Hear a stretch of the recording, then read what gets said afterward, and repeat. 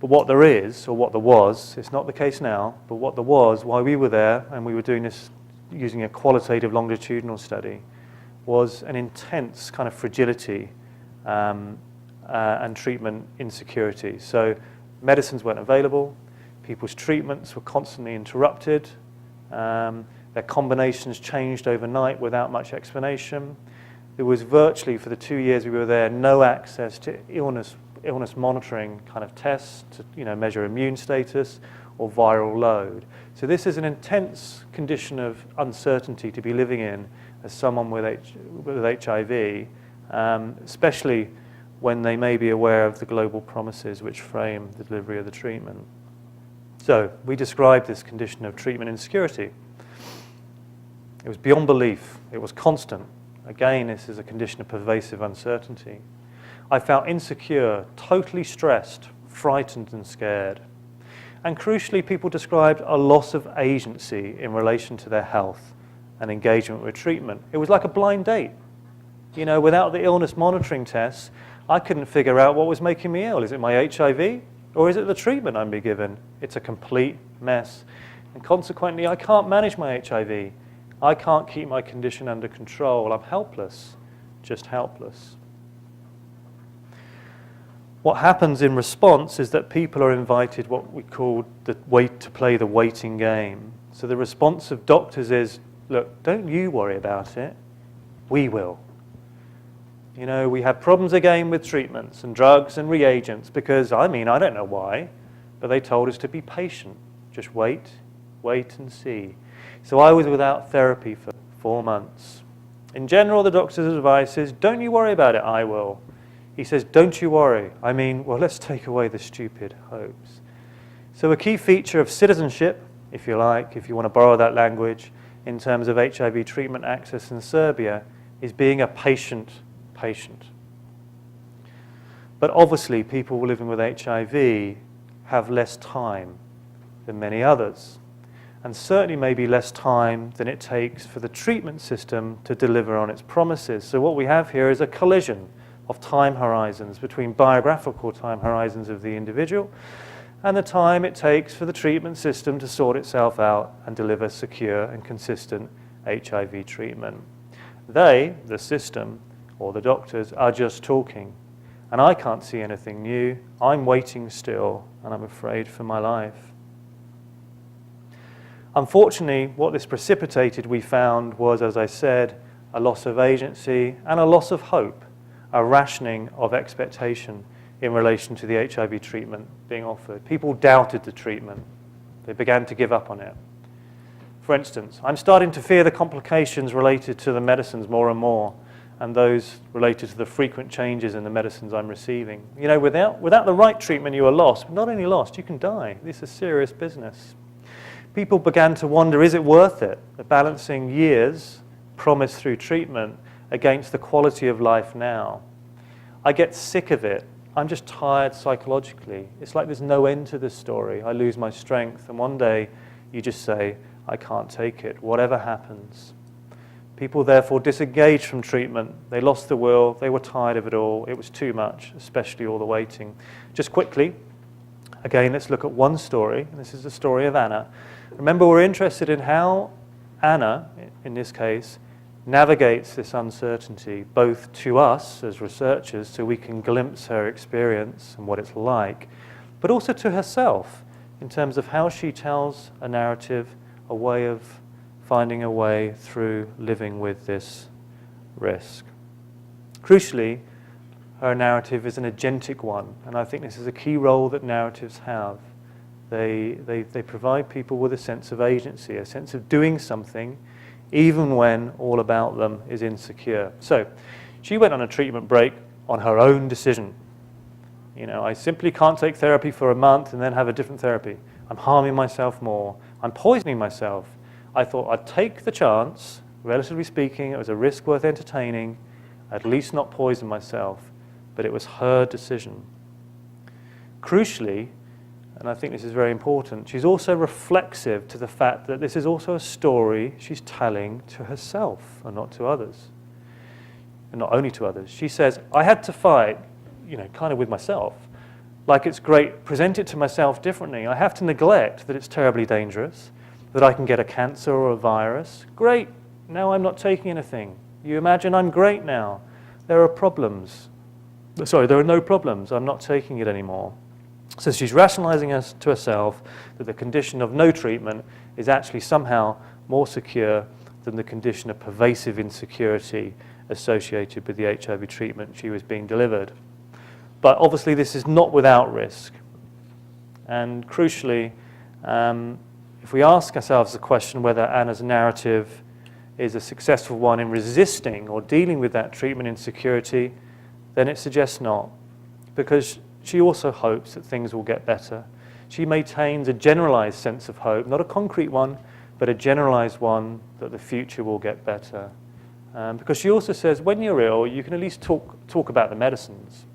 But like this, with no treatment, when you're not taking anything, it's just me, you're on your own.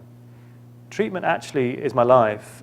When you don't have medicines, you start dying, and dying is very strange. Okay, the crucial thing here, which we found in our study, and we see in Anna's account, is rationed expectation in the light of a narrative of a generalized hope that things will get better in the future. And this is made sense of in light of a bigger narrative around Serbia, the fact that Serbia is in a process of transition. Okay, so what we see here is Anna making sense of herself in relation to her political condition, okay? You know, in Serbia, nothing is certain. You shrug your shoulders, that's the country you're living in. You know, what we have is what we have. But she still holds on to this process of transition as a symbol of hope.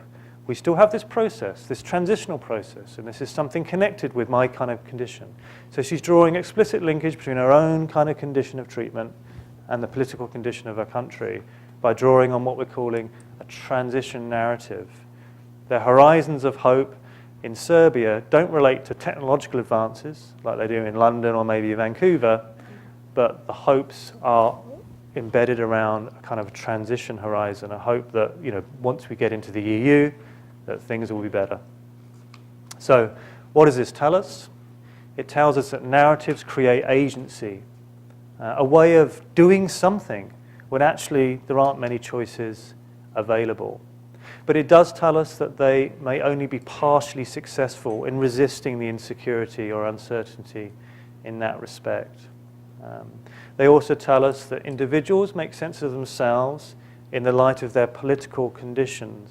So Anna's account, in a way, I see it as a critique, a political critique on her structural conditions, and implies a whole host of social and structural interventions, which we can talk about later.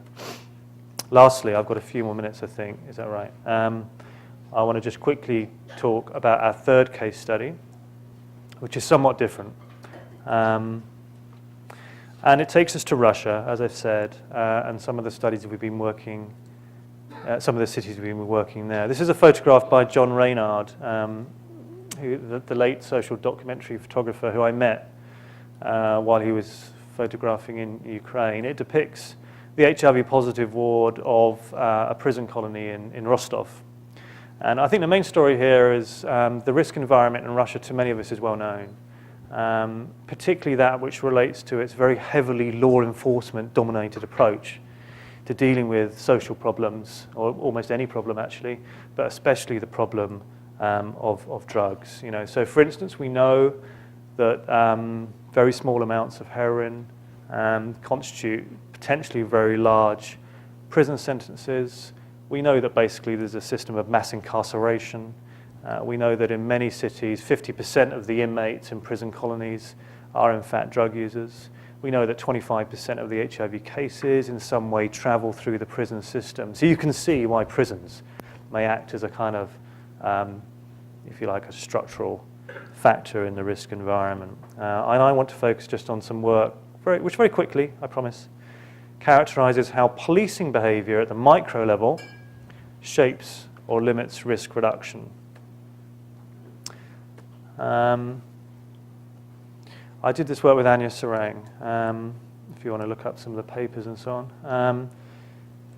So these interviews with injecting drug users in Barnaul, Volgograd, and Moscow described police having no limits for Spiegel.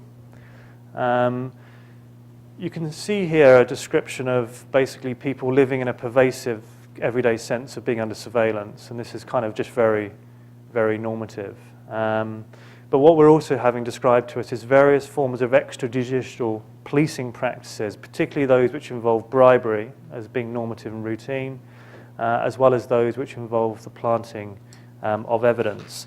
And all of this is not particularly surprising. You either give away your money or you give away your freedom. So that's kind of a rational risk management strategy in a way, and that was understood by both kind of halves of this relationship, both the users and the police. And there we go, there's just some examples. You know, the police are for sale these days. You just give them 100 rubles and you fix him, please.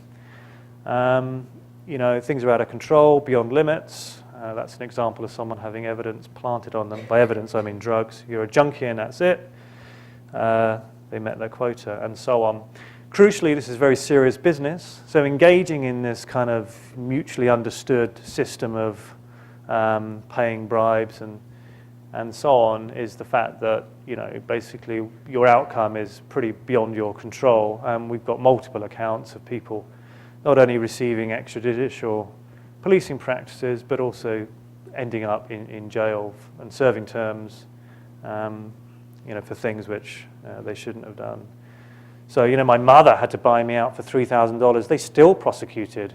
She gave money to the judge too, so as not to have a trial, but the trial happened anyway, and I still got 2.5 years. Anyway, what I want to focus on now, just in a few minutes, all that's understood. What's beyond rationality in these accounts is the physical violence which drug injectors describe receiving on a not infrequent basis. And we've got many accounts of this which range from kind of, I don't know, emotional violence to physical violence to actually kind of instances which are described to us as torture, which are methodical in how the violence is kind of dealt out. But I just want to focus on one account here, which is the account of Sergei. And I think I just want to read it out as an indicator of what I'm talking about. We were just standing, talking with my girlfriend, so a policeman comes by and asks me to show my documents, you know, as they always do. I didn't have them. So he takes me to his booth, and they searched me, and they couldn't find anything. So they started to peek into my eyes and say like I'm high or something. And they just started to get to me. And then my girl comes in, they search her too, and found the pack of cigarettes in which they had the cannabis. And that was it. Now we're 100% junkies, and so things are off and rolling. And he just starts to bully my girl. He says, your girl is a bitch. She's a toad, a turd. I can see it in her eyes. And he starts to wind me up.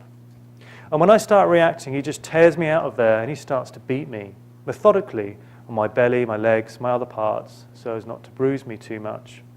Then, when he got tired, he stretched me out on the floor, put handcuffs behind my back, pulled my legs through my arms, and just left me there.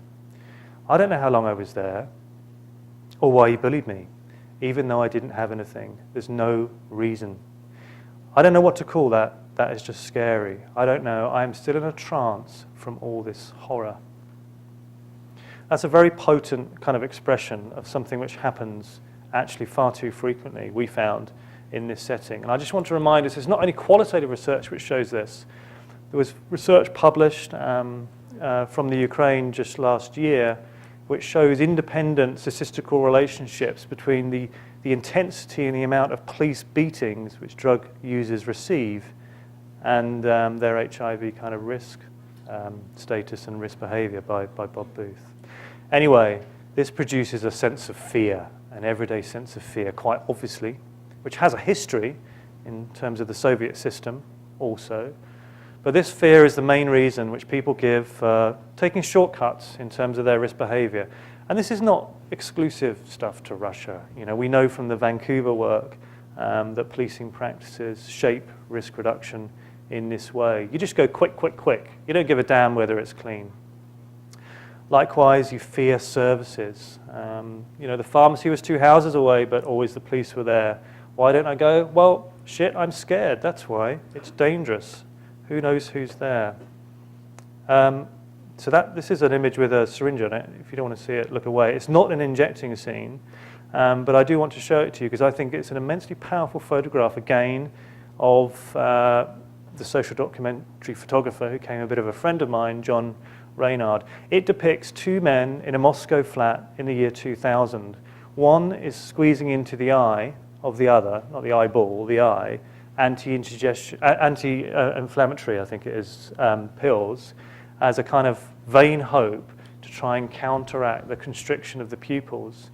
The reason they're doing this is they're about to leave their apartment, and without doing this, they fear the detection or being stopped by the police.